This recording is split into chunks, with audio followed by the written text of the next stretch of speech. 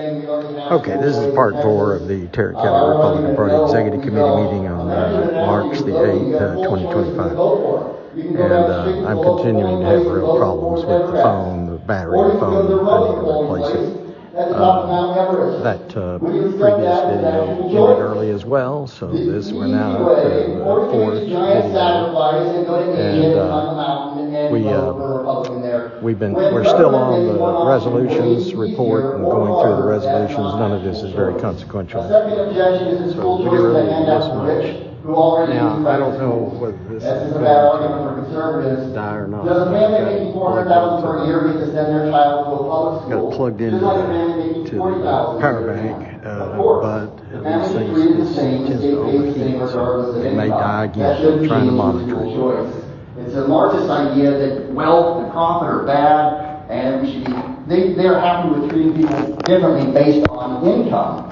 But not conservatives. No matter how much money you make, you're a citizen and deserve equal treatment under the law, not discrimination based on your income. The third one, we should just fix public schools. Well, that's a great idea, but they're already fixed. And I've heard this line for a long time, and this system we have now is what you get when we do the same thing over and over forever. Making one school really good is very hard.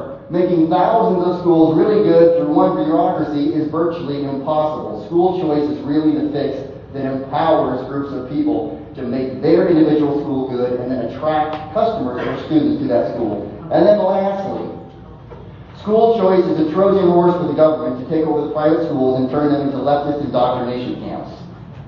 This has not happened anywhere in the world, ever. Authoritarians are a very real threat, but they don't try to trick you into doing what they say. They just close your school and throw you in prison if you don't comply. Have you not been paying attention to the COVID scam and the lawfare over the past few years? They aren't subtle. There's a reason that every leftist you know of opposes school choice, and all the influential conservatives support it. It's because school choice makes it impossible for the state to control education, not because it makes it easier. The Pell Grant, for example, is a government voucher for education. Millions of students have used it for decades, myself included, and it has not led to destroying private Christian schools. All it's done is make it easier to attend the school of your choice. This resolution advances that idea that it should be just as easy to send your child to a private school as it is to a public school. Thank you. I hope you vote yes. Lucia Ferry 2228, and I'm against this resolution for several reasons. To begin with, this gives the impression that we support the current bills that are up for vote in the Texas legislators, which are not good bills. HB3 and HB2 are not good. Caleb, you say that all conservatives support school choice. We don't support the school choice that is in those bills. Second, we have another resolution asking our representatives to focus in our Republican priorities. This is not part of the priorities. We passed a resolution not to sell to China. That is a Republican priority. We passed resolutions on election integrity. That is a Republican priority. This school choice is not a priority. We don't need it. I don't know why Greg Abbott has to tweet or post every 4 hours about this, when I think that Carlos or Rosalie could tell you that 99% of the Republicans calling their office do not want these bills that are currently in the House. We want our priorities. We don't want these bad bills. And yes, you say that fixing public school is a Democrat point. No, that is a common sense point. The same people that are trying to push school choice are the same people that have the power to fix our public schools. And it's not about throwing more money. It's about simple, common sense solutions. Limit the huge administrative body and allocate more money to teachers and kids. Remove the devices. Remove the data mining surveys. And go back to classic education and trade. It's not that hard, people. Please vote no to this resolution. Thank you. Alderman 1014 I'm also a special education teacher. I'm against this bill not only because we already have school choice. The way that they're coming at it is a whole, to me, in a tyrannical way. With these choices that are coming in, there are prerequisites, and these students are not guaranteed to get these services, especially with the special education department. The extra funding and the money that it takes, it's going to come out of your taxes. Adding the new private schools, the new charter schools, and homeschooling. Homeschool, private school have those titles for a reason. They do not want the government involved in that, in their decision making. So I am against this bill, and I back Louie, everything that she has said, because I live it every day and I see it. And these are not guaranteed. That money is not guaranteed for all students. There's only a majority of students. And I can tell you, if you look on Facebook, and that's the only media I have, I'm constantly, Greg Abbott, I have never seen him push so hard on something since he's been in office as he's in. And universal, you guys should have, that universal word should mean something. Should mean something. It means he wants the New World Order and all this uniparty stuff. That's what it comes down to. So I vote no, and I hope you do too. Aaron James, 4204, and I rise in opposition to this resolution. This resolution in SB2, HB3, all of that is a push for globalism, and UNESCO already has their hands in the pot pushing SEL in the schools. And if you know anything about social emotional learning, that is CRT 2.0. And we're not trying to go the way of the globalists. We want to keep Texas free. And I rise in opposition to this resolution. I'm Bill Eastland, 2168.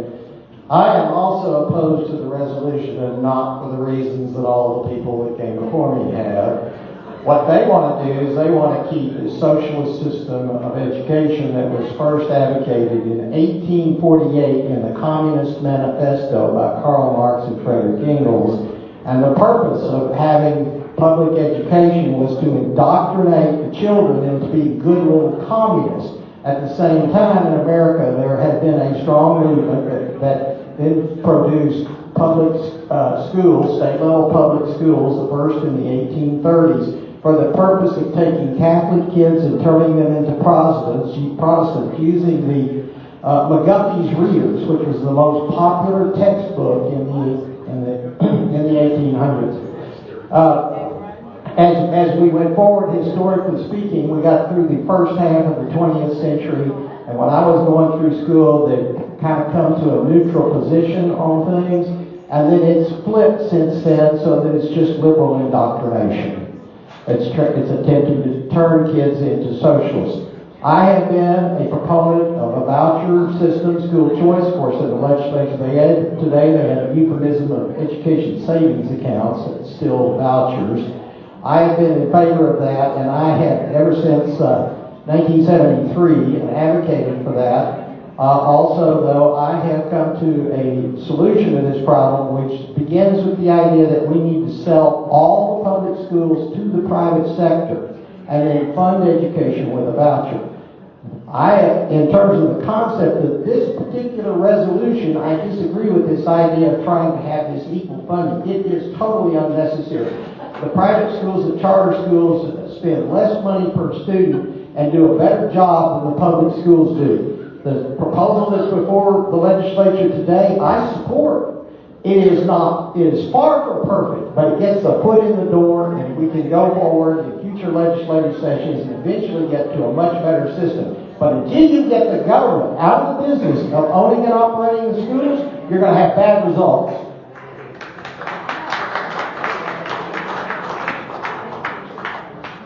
John Raymond, 4500. Now I'm just reading the therefores be it resolved, right? Be it further resolved that no new requirements or restrictions, including curriculum requirements, shall be added to any private school receiving these tax dollars. The consent of the parents is sufficient oversight. There's nothing wrong with those statements right there. Like, who is against that? I'm just looking at what we're saying is resolved. And the Tarrant County Republican Party calls on the Texas legislature to pass legislation that will fund all Texas families equally, in which the same dollar amounts allotted to a child enrolled in a public school shall be allotted to a child enrolled in a private school. What's wrong with that? And I would like to add, I would make a motion, I'm for this, and I would like to make a motion to add and homeschoolers. For making an amendment, to add homeschoolers on this, because I'm a proponent of homeschooling, and so I don't really care what goes on in public schools. But the thing is with homeschooling is parents pay into the ISD, they pay taxes to the ISD, 75% of the property taxes, but they don't get all the money back to help them homeschool. I object. I consider it a question. Hello, no question. That's out of order. I'm sorry. I thought you were Okay. Do we have a second for a motion to add homeschooling to the resolution? Motion fails for lack of second.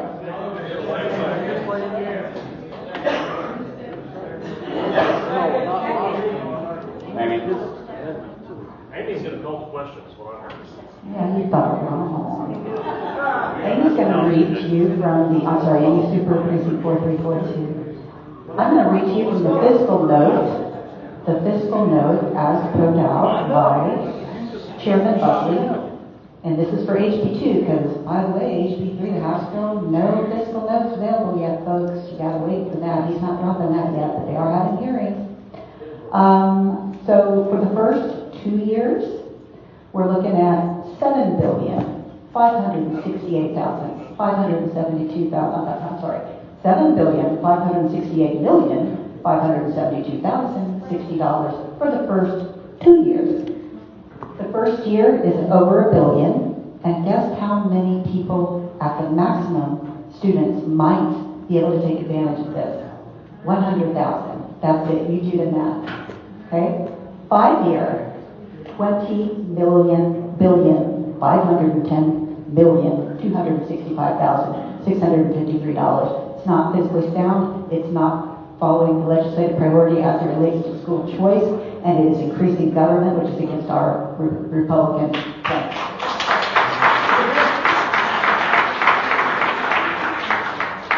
Bill Purdue, Precinct 2355. I am a little conflicted about this in the fact that I have no desire for the government to be involved in private schools. My kids went to private school, and I paid for all of that. What I would like to see in the legislature is a situation where, while my kids are in school, the taxes that I would have paid to the school district would be refunded to me, so I could use that. That way the government's out of it. It's a tax abatement. The fact is that after my kids are out of school, I'm still paying school taxes. I've been paying school taxes for 70 years, so, what the heck. But it would not be bad if I wanted to send my kids to a parochial school, have the government refund to me the taxes I pay at that particular time, and then once they're out of school, I'm back paying taxes again. To me, that's a kind of a win-win in the fact that I have the choice to send my kids where I want to go, and because the government is not giving me money, it's just being a rebate, they have no control over what the curriculum is in the school that I'm sending. Mr. Chairman, I make a motion that we call the previous question. Do we have a second? We have a second. Okay, we would need a 2/3 vote to end debate. So all in favor of ending debate, say aye. Aye. All opposed? Okay, the ayes have it. We will end debate, and now we will vote on accepting this resolution. All in favor of adopting this resolution, say aye. Aye. All opposed?